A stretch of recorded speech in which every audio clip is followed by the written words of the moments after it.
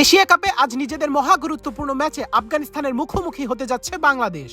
Super ফোরে যেতে হলে এই ম্যাচে জয় পেতেই হবে টাইগারদের। জয়ের পাশাপাশি লক্ষ্য রাখতে হবে রান রেটের দিকেও, কারণ বাংলাদেশ ইতিমধ্যে নিজেদের খেলা 2 ম্যাচে একটিতে শ্রীলঙ্কার বিপক্ষে হেরে সুপার ফোরের রাস্তা কঠিন করে তুলেছে।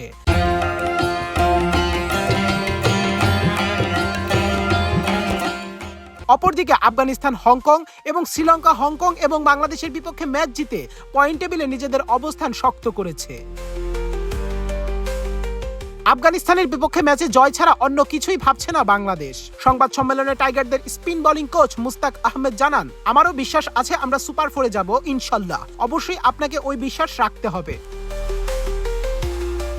অপরদিকে বাংলাদেশ দলেও সবাইকে অনুশীলনে দেখা গেছে বেশ সিরিয়াস।